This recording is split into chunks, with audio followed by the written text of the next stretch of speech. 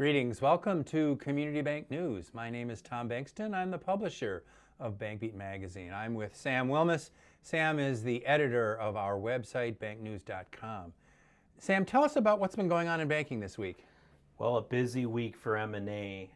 BMO announced it was selling 138 branches to First Citizens Bank and Trust out of Raleigh, North Carolina this week. It's part of a broader plan of theirs to open 150 branches nationwide, especially in California. They're focusing on that and other high-growth markets. There were a number of other deals announced as well. A Texas bank announced their first deal since 2022. They're going to acquire an in-state bank.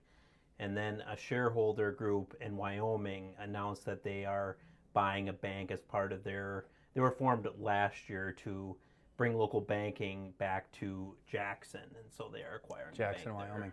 Yeah, it's so interesting what's going on with some of these deals. I think the BMO deal is very interesting because banks have different philosophies about what to do with their branches. You know, obviously BMO is shedding some branches, but other organizations are investing in their branch networks, and that's a really interesting business decision. Mm-hmm. You know, so I know you also follow this survey that Creighton University does regarding conditions in the banking industry. We got a report from them this week. What did it say? Well, the Rural Main Street Index, which tracks the sentiments of bank CEOs in communities that are dependent on energy and agriculture, dropped to a 5-year low. And that is because of economic uncertainty and low commodity prices. Of note in that survey, though, a lot of our trading with China for ag commodity goods has stopped for this year.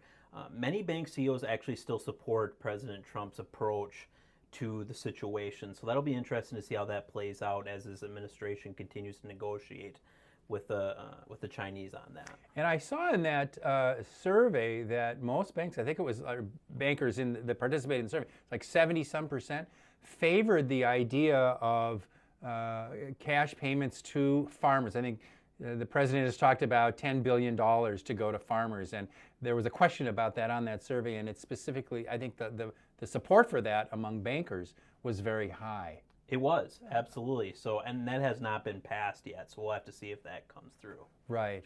Okay.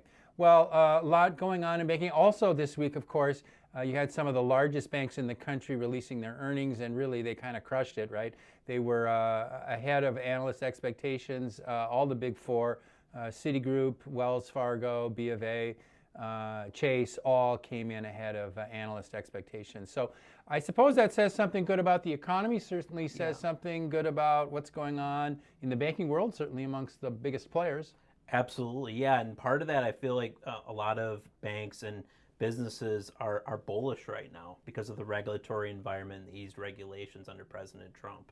Right. It is interesting. It does seem like there is a new sense of optimism among business owners, certainly among bankers, about the possibilities. And certainly between now and, let's say, next year's midterm elections, it's kind of a golden window, right? If you want to push a reg relief agenda, now is about the best opportunity the industry has ever had. That's correct.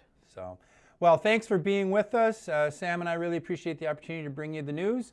Have a good week. Take care.